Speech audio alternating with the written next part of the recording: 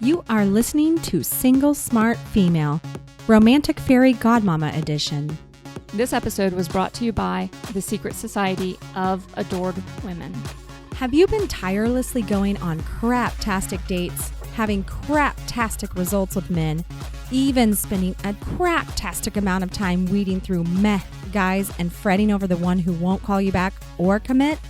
Join us for our Hush Hush group of like-minded, successful, badass single women from around the world, turning the dating scene on its head and creating scandalously magical romantic experiences that you will cherish forevermore.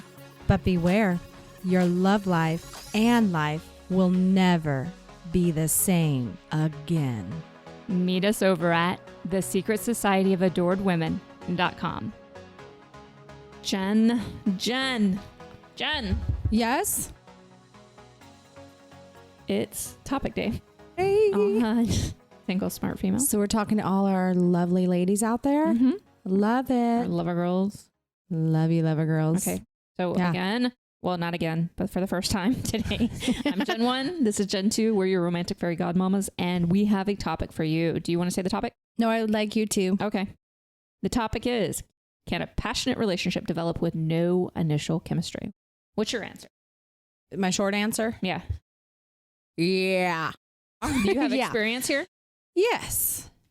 You know, I used to long ago, way long before I ever Mantourage dated, I used to meet a lot of guys playing sports, and I would get to know who they were. You know, just we'd spend a lot of time together. And guys that if I would have just seen them or when I very first met them, I would not have thought that they were attractive. But as I got to know them, absolutely. And there was one guy in particular who I was crazy about. Yeah. Yeah. And we had some pretty hot and heavy makeout sessions, stuff like that. Like nights where I'd be at his house and we'd be in the kitchen kissing and he'd put me up on the counter, and I'm not going to tell you the end. Okay. Here's the thing. I know a lot of ladies out there will disagree because we base a lot of stuff on initial chemistry. And I used to be one of those people too that based things on initial chemistry until I had some experiences to the contrary. And then I started realizing that it came in the form of an obsession. This was pre-Mantourage dating. Mm-hmm. Well, this was my head-on introduction into Mantourage dating because I was so sick of being this way. Yes. Okay. So, I met this man when I was in the process of separating from my ex-husband, and we'll call him John.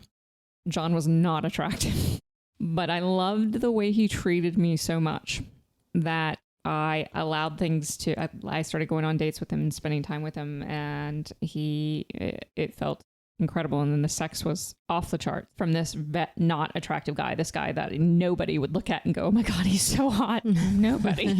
Anywho, of course that turned into obsession before I started Mantourage dating. He led me to my Mantourage dating experiences. And then I met my now husband, whom I now think is absolutely gorgeous. I'm very attracted to. In fact, I love you, Jen, but I'm ready to go home. I need you to get off my butt.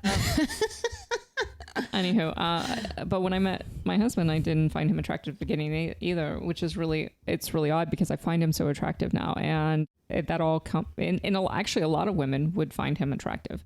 But that didn't come for me with the initial encounters.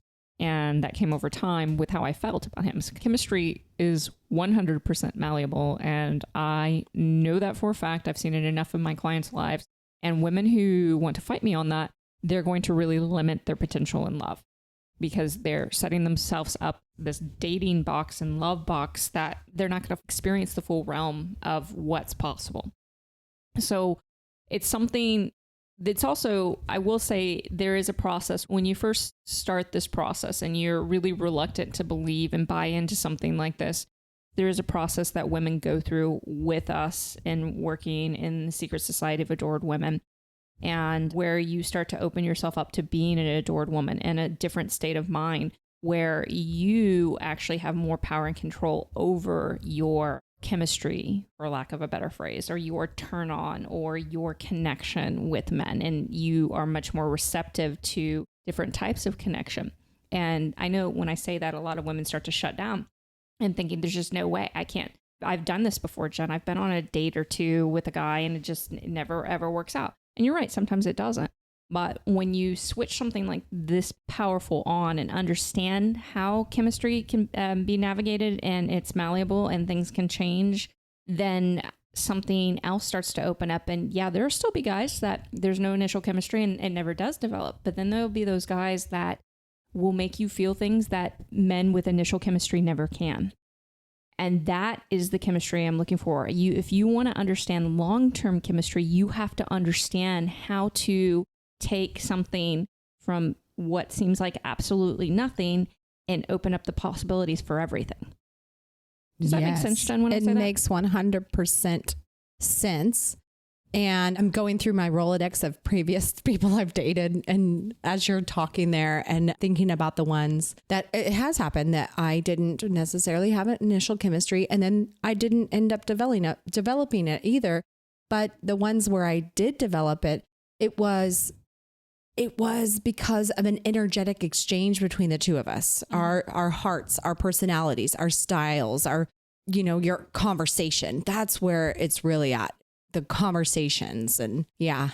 And what's really sad is that a lot of women who want to stay in this realm of it has to be the initial chemistry has to be there and it has to be really hot and heavy. A lot of those women, if they won't deviate and allow for another experience to happen, they tend to have these hot and heavy experiences that will fizzle out. And then they have no idea how to recreate it again without causing huge chaos in their life, just gut-wrenching chaos. And they do that same pattern over and over again till eventually it breaks, because when you cause huge chaos like that, at some point you're going to break it down into nothing, where there is no reconciliation. There is no hot makeup sex. There is no, reconnection. And so I really want, instead of us, buying into this exhausting narrative from every movie, book, everything out there that, real love and connections based on that coming together and having that super hot passion right away. And then you go. And then there has to be this dramatic pause between the two of you where everything falls apart. And then you realize you can't live without each other months to years later. And you have to break down everything and everybody in your life to climb back to each other so that it can be forever again. What they're not showing is what actually happens after that, because that shit starts all over again. Right. Because then we learn that that's how you build chemistry. That's not fucking how you build chemistry. That's how you destroy a relationship, period. Right. And I really want women to stop buying into the idea. Yeah, it makes great entertainment. Fucking enjoy the shit out of it on screen. Take some steps back from it in your real life.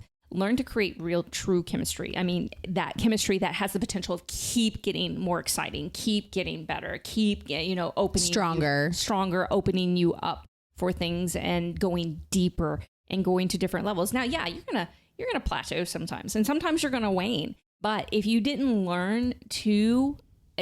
understand the dynamics of chemistry in the first place, know where you can fucking go with it.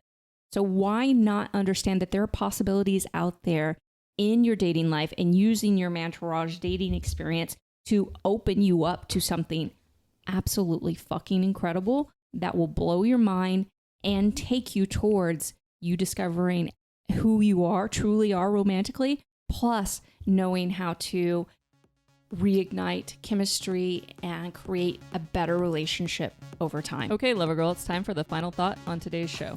Chemistry is malleable, even if you don't think it is. Period. Thank you, Lover Girl, for joining us on this romantic fairy godmama edition of Single Smart Female. Don't forget to text this episode to all of your single smart girlfriends, as well as visit us at singlesmartfemale.com.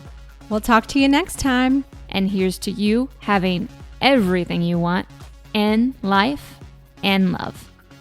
This episode was brought to you by the Secret Society of Adored Women.